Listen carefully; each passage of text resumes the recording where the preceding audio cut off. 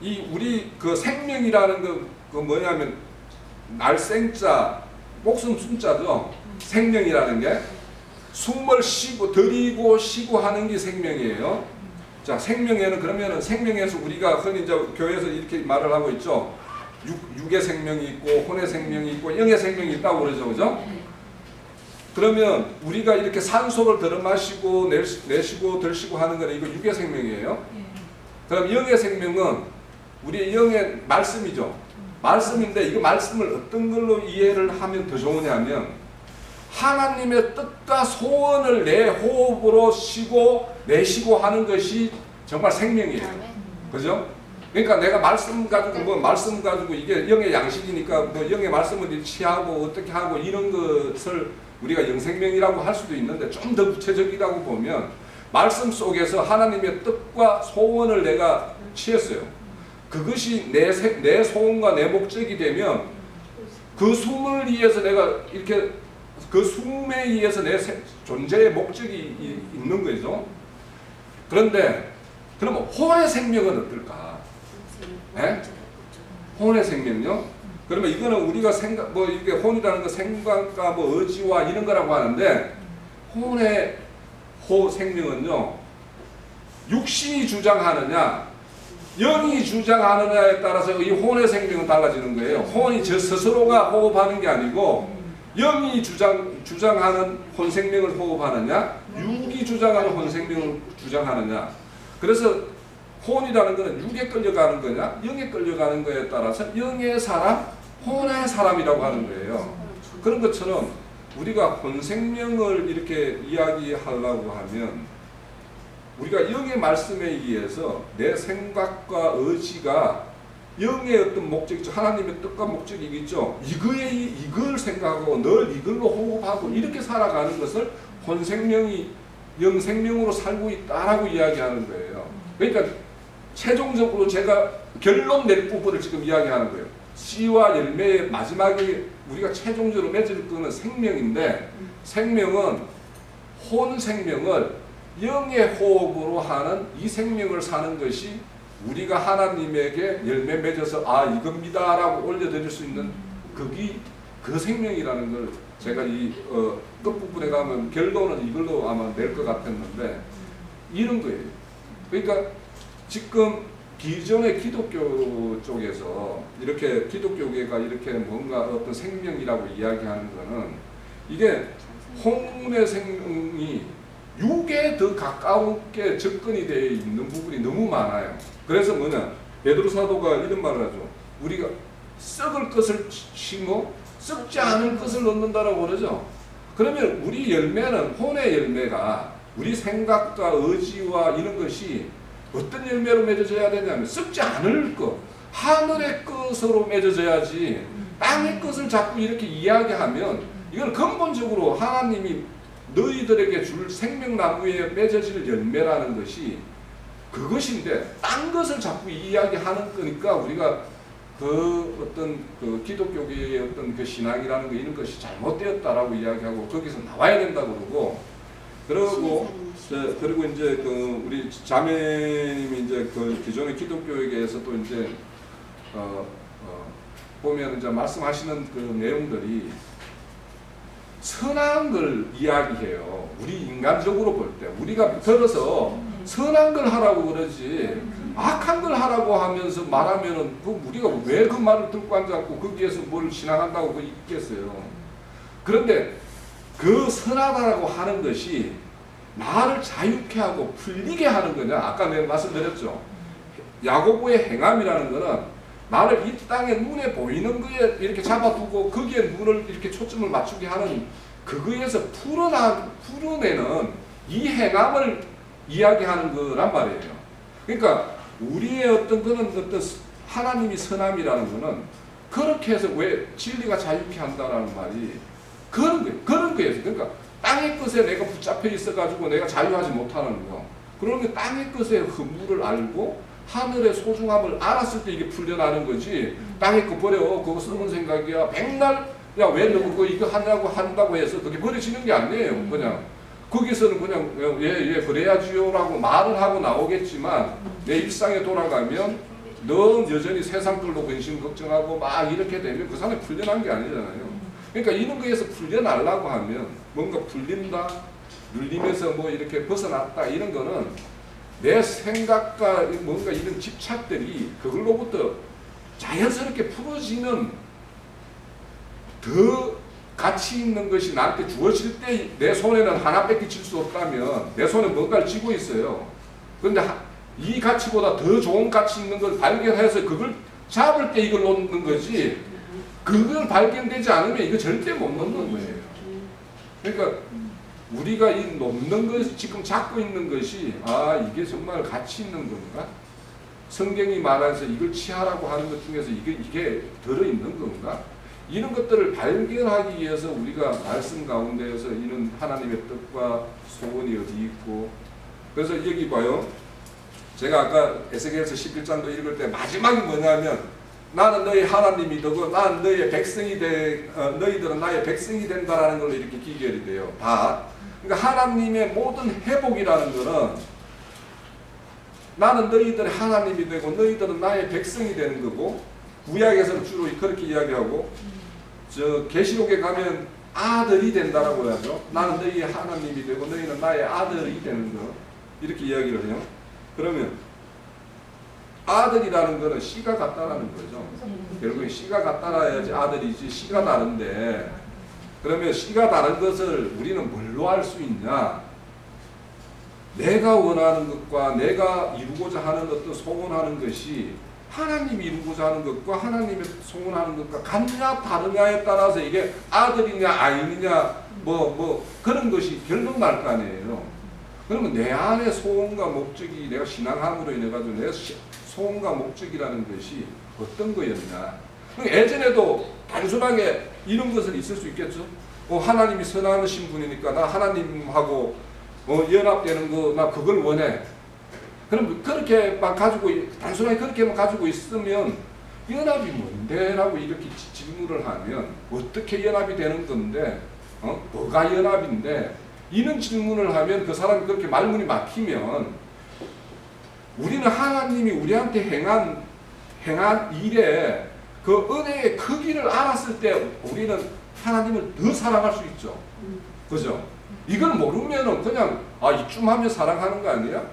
뭐 내가 할 수 있는 사랑은 이 정도인데 뭐 이런 것을 그러니까 내가 교회에다가 돈 몇 푼 갖다 놔놓고 나 하나님 내 사랑하는 방식은 이거야. 이렇게 하는 그 사람도 사랑한다라고 말하면서 그렇게 행한단 말이에요. 그러면 그게 하나님이 바라는 사랑이냐 말이에요. 그게 아니니까 문제가 되는 거예요.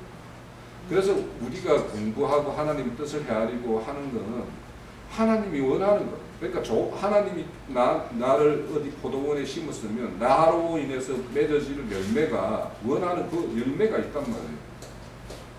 우리 지난주 봤듯이 극상품 포도나무를 심었는데 들포도가 맺어져. 그러면 그 가지는 다 잘라서 불에 다 태운다라고 이야기하는 거 아니에요. 그런 것처럼 우리가 맺어야 될 열매, 우리가 가지고 있는 속에 있는 씨에 의해서 그게 이제 어떤 열매가 결정이 나는데 그래서 성경에 보면은 포도나무에서 어떻게 무화과를 딸 것이며 막 이런 말들 나오고 있죠. 좋은 나무에는 당연히 좋은 열매가 맺고 나쁜 나무에는 나쁜 열매가 맺는 것처럼 우리가 계시록에서 이렇게처럼 씨가 잘못된 거에서 좋은 열매를 기대한다라는 거는 그거는 내가 눈이 그냥 이거를 잘못된 걸 이걸 좋은 열매로 바라보는 눈이 뭔가 평가 기준이 잘못된 것이지 좋은 나무 아니면 좋은 열매 절대 맺을 수 없고 또 좋은 나무에서 좋은 열매 맺지 않을 수가 없는 거예요. 나쁜 나무에는 반드시 나쁜 열매 맺는 거예요. 그러니까 우리가 지금까지 신앙의 계보가 어떻게 되고 우리는 어떤 노선이어야 되고 이런 것들을 자꾸 강조하는 것이고 네. 그래서 그런 건데 이제 표면적으로 그러니까 우리가 먼저 대부분의 사람들이 기독교계에서도 좋은 이야기하고 좋은 성경대로 살아라고 이야기하고 막 이렇게 이야기하는데 왜 뭐 이렇게 하냐라고 하는 건데 그들이 우리가 이야기하는 거는 바르게 하는 사람들은 그런 소리에 뭐 죄책감 느낄 필요도 없죠. 바르게 하면. 그런데 본인이 내가 그렇지 못한 사람이 그런 말을 들으면 뭐 찔리면 뭔가 반응이 나오죠, 그죠? 말르레기 반응이 나오죠. 그런 것처럼 우리가 말하는 거는 그냥 일반론적으로 일반 기독교계가 행하는 것을 전체적으로 이야기하는 거지, 그 속에도 왜 진리대로 뭐 옳게 이렇게 목회를 하려고 그러고 그런 모임을 가지려고 노력하고 그런 사람이 왜 없겠어요? 있겠죠. 근데 이제 더 밝은 빛 가운데로 나가는 거는 그 사람이 빛을 사모하는 마음이 있으면 반드시 거기 어딘가에 안주하지 않아요. 더 밝은 쪽으로를 이렇게 추구하지.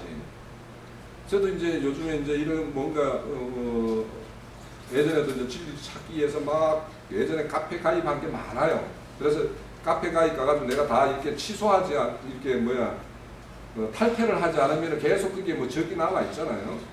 그러면 그런 데서 가끔씩 이렇게 막 이렇게 우리 그 금기름 붓는 집에 나자매가 이렇게 글 한 분씩 이렇게 메일로 이렇게 보내주듯이 이런 게 와요.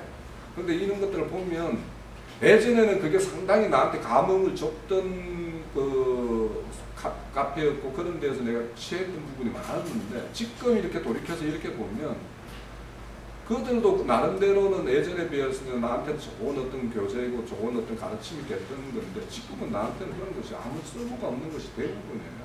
그래서 잠시 이렇게 보면 제목 정도만 봐도 뭘 이야기하려고 그러는구나 또 대충 이제 알겠고. 그래서 뭐 그런 게 이왕이면 우리 생명의 수준이라는 게 교회의 어떤 말씀 증거의 수준하고 딱 밀접한 거 아니에요. 그러면 이왕이면 정말 온전한 어떤 완성된 어떤 그런 증거가 있는 쪽으로 말씀을 추구해야죠. 우리가 만약에 여기 우리 교회 형제님 말씀이 보다도 더 밝은 어떤 말씀이 있으면 형제님 같이 갑시다 해가지고 가서 같이 교회를 또 연합해서 이루는 게 하나님의 교회의 온전한 모습이지. 그럼 너거는 너거대로 우리는 우리대로 막 고집하는 거 이거는 진리가 아니잖아요. 그러니까 그런 차원에서 이제 좀 이렇게 봐주시고 남들이 이렇게 보면 우리 교회 모임에 이거 보면 사람들 모이는 수이 오는 거 보면 참 얼마나 좀 쉽게 생각하겠어요. 근데 이제 저 이제 어저께 좀 중단하고. 그런 것은 아니에요. 그러니까 우리 같은 경우 이제 성경을 보더라도 형제님이 워낙 면밀하게 보니까 이제 뭐 토시아나도 이렇게 이제 이런 거예요. 어느 정도 이렇게 하다 보면 성경 말씀 구절이 좀 이게 번역상이 이상하게 느껴진다라는 게 느낌이 와요. 이제 어느 정도가 되면. 그래서 그거를 히브리어 헬라어에 찾아가서 그 의미를 이렇게 해석해 보면 이 의미는 이렇게 해석해야지 더 좋은 어떤 그 말씀으로 이렇게 우리가 이렇게 접수가 되기도 하고 그렇게 하는 것이 이제 느껴져요. 그러니까 어느 말씀은 이 말씀을 뭐 이렇게 우리 앞이 짝이 있다고 그러잖아요. 짝이. 그러니까 짝이라는 것도 우리가 간주 성경을 봐서 이렇게 찾는 것도 있지만 이 성경이 말하는 것들을 자꾸 이렇게 하다 보면 어떤 이제 형제님의 말씀을 이렇게 뭔가를 이렇게 딱 하나 이렇게 던져주면 또 이제 연상되는 게 또 다른 게 막 이렇게 연상되는 게 이제 말씀이 이렇게 막 새겨지고 이러는 것이 이렇게 서로 막 발견되고 막 이렇게 하면은 그만큼 이게 지경이 넓어지는 거니까 그런 어떤 기쁨을 누리는 때 정말 우리가 이 말씀 성경책이 왜 가나안 땅에 젖과 꿀이 흐른다고 그러잖아요. 저는 젖과 꿀이 흐르는 거는 나 신학하고 내가 책 이거 봐야 되겠다 하고 나서 한 1, 2년 있어서 나 성경에 젖과 꿀이 흐르는 맛을 한번 봤어요. 그래서 이 성경에 대해서 성경을 알지 못하면 이게 젖과 꿀이 흐르는 이 젖과 꿀의 맛을 모르는구나라는 걸 그때 알았어요. 그래가지고 그때부터는 한동안은요 제가 새벽 한 3시, 4시 막 이럴 때까지 막 봐도 뭐 그 다음날 뭐 가도 아무렇지도 않고 막 이 매혹이 되어가지고 한동안 그랬는데 또 이게 하다 보면 또 설렁포가 와요. 또 설렁포가 난 살아가지 못하겠고 또 내가 뿌리는 것은 장래의 형체를 뿌리는 것이 아니요 다만 밀이나 다른 것을 알맹이 뿐이로되 하나님이 그 뜻대로 우리에게 형체를 주시되 각 종자에게 그 형체를 주시느니라.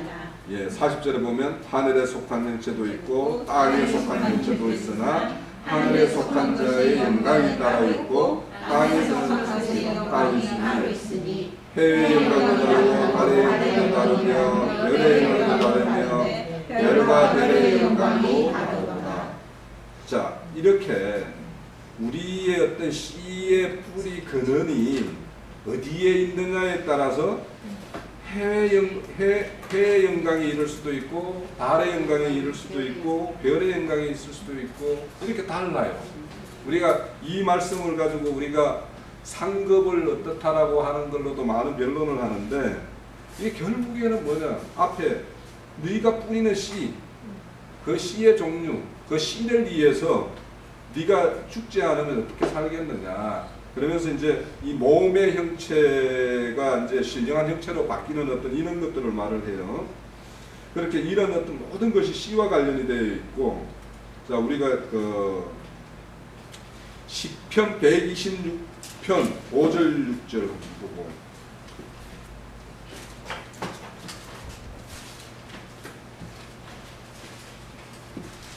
볼게요. 눈물을 흘리며 씨를 뿌리는 자는 기쁨으로 거두는 울며 씨를 뿌리러 나가는 자는 정령 기쁨으로 그 단을 가지고 돌아오리로다. 예. 씨를 뿌리는 일은 이 세상이나 어떤 종교 체계에다가 우리의 어떤 하나님의 거룩한 씨를 뿌리는 일은 그들 체계와 다른 역류하는 체계예요. 그죠? 세상의 어떤 상식과 이런 거가 우리가 세상의 상식과 보편하고 동일한 거라면 세상하고 우리가 특질 이유가 없죠. 또 종교 체계하고 우리가 다른 같은 거라면 그들과 우리하고 분쟁이고 싸움이고 있을 수가 없어요. 그런데 그들과 우리가 다르기 때문에 분쟁이 일어나고 그런 가운데에서 씨 뿌리는 일에는 어떤 눈물을 요구하기도 하고 그런 일이 생길 수가 있어요. 그런데 그 자에게 기쁜 열매라는 것이 없으면 어떻게 씨를 한번 뿌리고 말지 어떻게 뿌리겠어요, 그죠? 그러니까 우리가 이런 열매 맛을 또 봐야 되고, 이사야서 32장 10절에 보면 모든 물가에 씨를 뿌리고 소와 나귀를 거리로 모으는 너희가 복이 있도다라고 이야기를 해요. 자, 우리가 해야 될 일이, 우리가 씨를 가진 자잖아요. 우리가 스스로 씨를 가졌다라고 이제 이야기하고 있고, 우리가 씨 맺은 채소의 어떤 그런 것을 취하는 자라고 우리가 서로 이야기를 한다면은 그 씨 뿌림의 어떤 공로에 대해서 우리가 찬양도 해야 되지만 그 자에게 동력자로서, 어떤 사역의 동력자로서 뭔가 우리가 같이 해야 될 일이 뜻이 있다라는 거, 이거에 대해서 우리가 좀 마음에 또 새겨야 될 것이고, 우리가 마태복음 13장에 보면 씨 뿌리는 자의 비유에 보면 하늘의 아들들을 세상에 뿌렸다라고 이야기해요, 그죠? 그러니까 하늘의 아들들이 우리가 하늘의 아들들이 되었어요. 네. 또 누가복음 8장 11절에는 하나님의 말씀이 씨다라고 이야기를 해요. 네? 네. 그러면 결국에는 이걸 두 말씀을 조합해 보면 하나님의 아들은 씨고, 그죠? 말씀이고, 말씀을 가져야 되고, 그거를 세상에 뿌림받은 자로서의 어떤 뿌려짐으로 인해서 나로 통해서 하나님으로 나아오는 이런 역사가 있어야지 우리가 씨 가진 자로서의 어떤 소임을 다하는 것이다.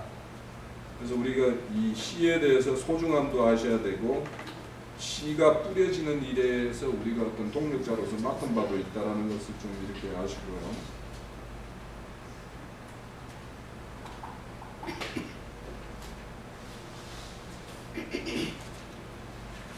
오늘 제가 말씀드리는 것 씨에 대해서는 이 정도로 하고요. 씨 맺은 열매에 대해서는 다음 주에 하든지, 사실은 열매에 대해서 제가 보면서 너무도 이게 씨와 열매를 이렇게 처음부터 창세기에서부터 계시록까지 쭉 추적하면서 이게 이렇게 맥이 이렇게 이어지는구나라는 걸 내가 참 많이 힘들고, 평상시에 가졌던 것보다 더 풍성하게 가지는 그런 기회가 됐었는데 요 제가 그 정리한 내용은 제가 이렇게 강론하기 위해서 이렇게 요약본으로 되어서 올려드리면 어떤 도움이 될지 모르겠습니다만 제가 카페를 통해서 올려드릴게요. 오늘은. 그래서 한번 말씀을 증거하고 그 자료하고 대비해서 좀 더 깊게 한번 묵상을 해보십시오. 네, 오늘 집회 마치겠습니다.